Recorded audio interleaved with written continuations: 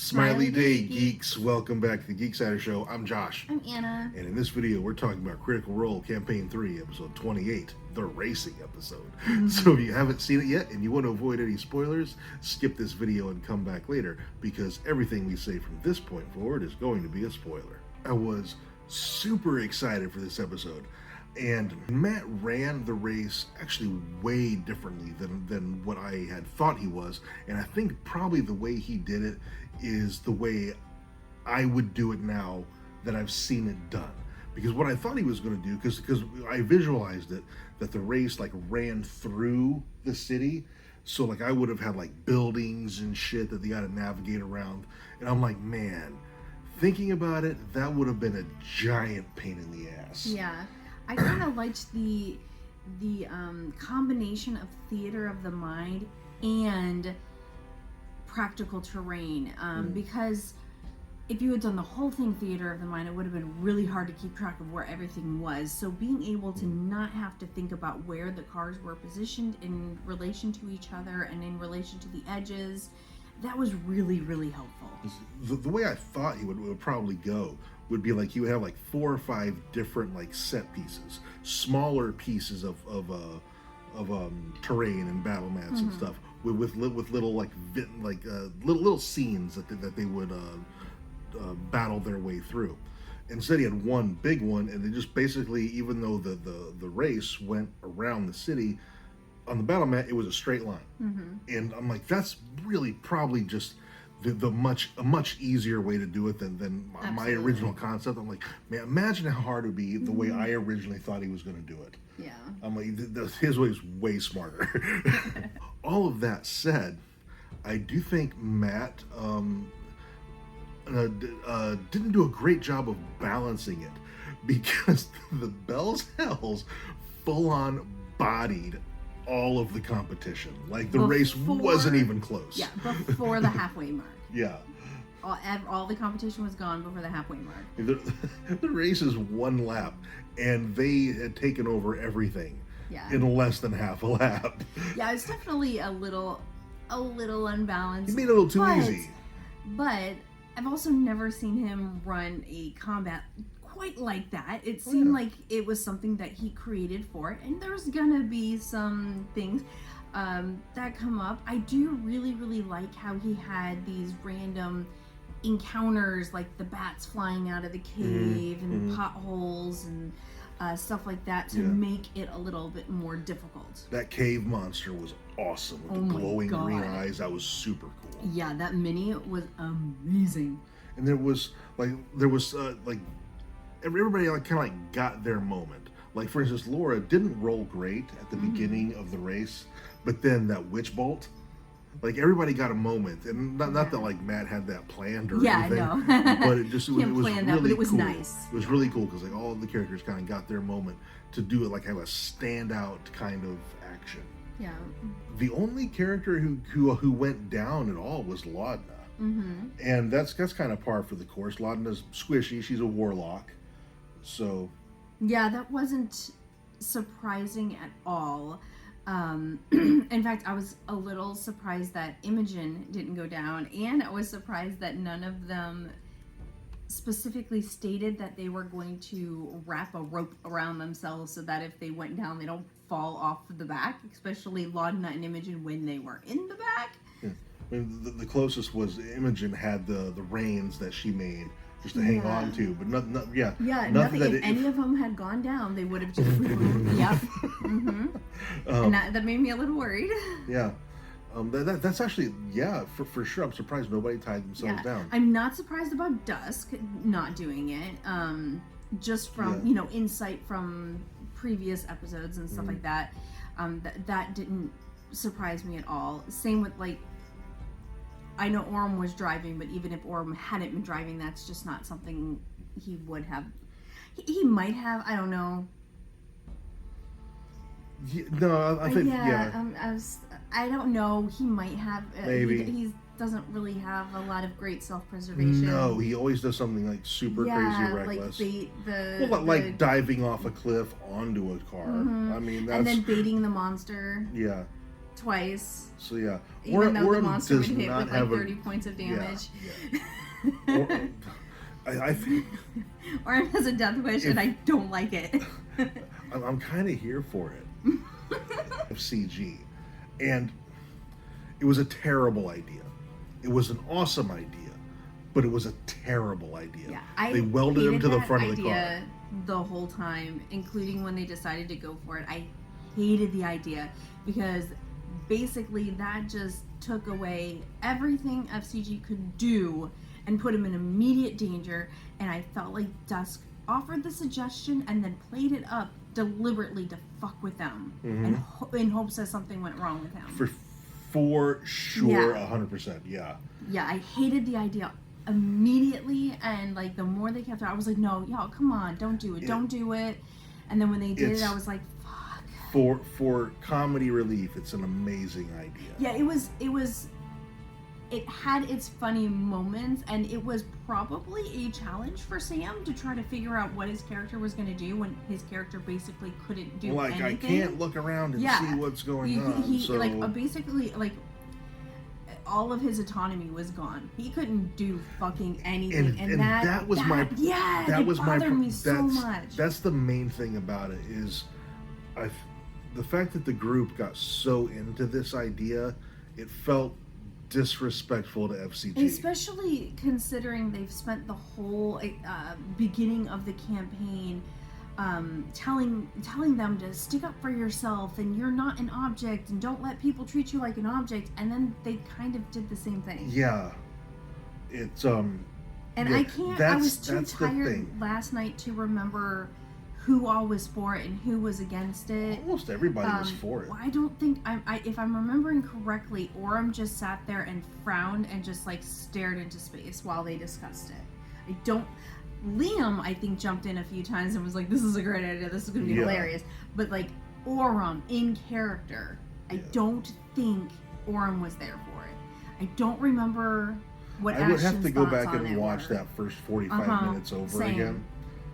But all the players were into it. Yeah, basically. All of the players were into it, including Sam. And most of the characters were into it. Obviously, Dusk, it was her idea, and they really pushed that hard. I know Imogen was into it. But that doesn't surprise me because I still get Imogen's kind of a terrible person. Yeah, Imogen's I love her, but she's awful. Absolutely love Imogen, but she's not a good person at all. Not right now, but there's character growth. She'll grow. Yeah, we got to get some character growth. And I think Fern was, but I can't remember. But yeah, but that really bothered me that they've spent like this whole campaign telling them don't let people treat you like an object, and then they kind of did. Well, they full on did. Yeah. And that's the thing. And that was not cool. And I think that was that was the players wanting to do this idea. Yeah. And not thinking about what their characters. Yeah. About the characters itself, and they were just like, "Hey, we're playing D&D. It would be really cool if the robot was the wheel." Not thinking, but it's not a robot; it's a sentient being. And you know, we've kind of been telling him to stick up for himself. And blah, blah, blah. It's just that they got super into an idea and went with it. But then when you think about it, they were kind of fucking assholes. Yeah.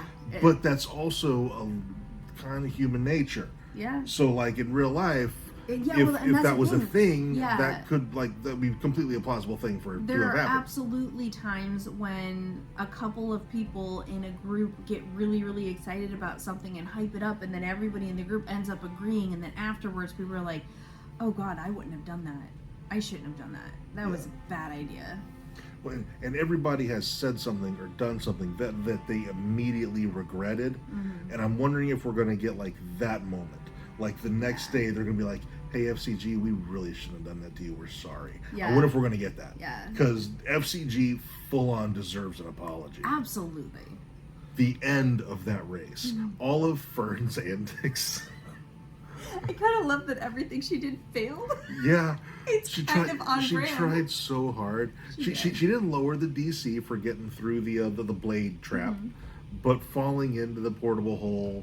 And then I kind of wish that when Ashton's car crashed into the thing, if he had like flown through the air, and landed into the hole. I think that would have been amazing. At the end of the day, though, Bell's Hells won it all. Yeah. We don't know what their prize is because I don't think there is a prize to the race. The race is how you settle debts, and I feel like there should be a reward for it. But the thing is it seems like now they are part of the Paragon's Yeah, I was call. just gonna say that. I was like, so they were like, Ashton specifically told Britannish we don't want to work and for Otana, you. yeah, we don't want to join.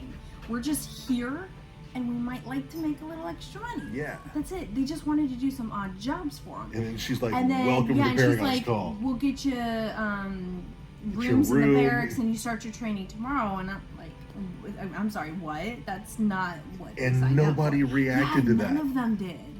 I was like, fuck. Yeah. They might have just fucked themselves with this whole deal. They're gonna have to take on the whole Paragon's call, and I mean, I know the race was easy, but that's not gonna be easy. No, they've got to get Treshy and GTFO. But first, we've known that Dusk is a villain for a while. That was revealed 2 or 3 episodes ago, right? It's like 2, I think. It was 2 episodes ago, yeah. Well, Fern and Birdie were reunited. There's some wibbly-wobbly, timey-wimey stuff going on. To Birdie, it's been 6 years. To Fern, it's been 90. And I'm not entirely convinced that's Feywild magic time bullshit. I think Fern's memory's been fucked. Yeah, you mentioned that last video. I don't know why. There's just something that makes me think. I don't know because how. Birdie wasn't surprised by how grown she is. Yeah, because It's supposed to be. I know she. I guess she was an adult when they left, but I'm like, there's Well, she got said to be you've aging in grown. 90 years. she said you've grown, you've gotten so big, which means she wasn't fully grown, which means she wasn't an adult. We don't know how old she was. I don't think. When Yeah, they I left. don't know. It's really weird, and I don't know if it's memory thing on both ends. Memories on Birdie, memory on Fern's. I don't know. 'Cause, like, if but I don't think it's a time thing. Because like if Fern was 5 years old when they left, and it's been 6 years for Birdie, well then Fern to Birdie is 11 years old, and she's looking at a full-grown 90-year-old Fern. So Which doesn't make any sense. that and makes I feel no like, sense. Yeah, So there's that's why I'm something. like, Yeah, I'm like, I don't know what's going on there, but I don't think it's weird time. I think it's memory shit. I also don't know how quickly or slowly fawns age. Yeah, exactly. I have Same. no idea. Yeah. But there could be something going on there beyond the wibbly-wobbly, timey-wimey Time is a weird soup. stuff that goes on from traveling to and from the Feywild. But Dusk, as soon as they saw Birdie, Erica's entire demeanor changed. And that was really cool, watching her go from, hey, I'm Dusk, I'm kind of quirky, to destroy. Yeah. like she turned into the goddamn Terminator. Yeah, and that was really, really cool, watching that kind of just physical transformation in Erica. Yeah, Erica. And her description of the way Dusk Erica's transformed was their really description of that whole transformation from Dusk into whatever the fuck the changeling's name is. cool. Because it's all question marks on the character sheet. That was amazing. The character art on the real version of Dusk is amazing. Why is Dusk so hot? They look a lot like Essek. Oh, they do kind of look like Essek. Yeah. Essek, of course, is Drow. Yeah. So his complexion is much darker. Yeah. But like, they look like a pale Essek. They kind of do, yeah. I didn't even They think look like about a pale that, Essek. And I'm wondering if Erica did that on purpose. Mm-hmm. To harken back maybe a little bit to... Yeah, I don't know, But Dusk is still an interesting... Because there's like Imogen tried to get into their brain or into their mind a couple times. That. You do, Mm-hmm. and because Matt said there was like a wall. Yeah. But remember, Dusk took off a ring in order to talk to the Unseelie Court. Ring of mind shielding. Okay. Yeah. But then That is not me. That is my server who But they didn't knew take that. it off when. Because they're not shielding anything. They changed. And then the other thing didn't talk to him. Gotcha. Yeah. The transformation was really, really cool. The geometric shapes. Yeah. I'm like, ooh, it's almost mechanical. Yeah, yeah. So it's oh gosh. There's some it reminded me of something. It's either a movie or a TV show where Same. robots No idea what it's from. Right? No idea what I'm thinking of. I'm but sure I know Erica knew what they were doing with that thing. They probably were basing it off of that movie or TV show or whatever that we're thinking about, and just cannot. Somebody out there knows what we're talking about. Y'all know? Please tell us in the comments. I don't even know how to Google that shit. No, like, how do you Google? Like, right before that big reveal, having the moment with Laudna. Oh, and then.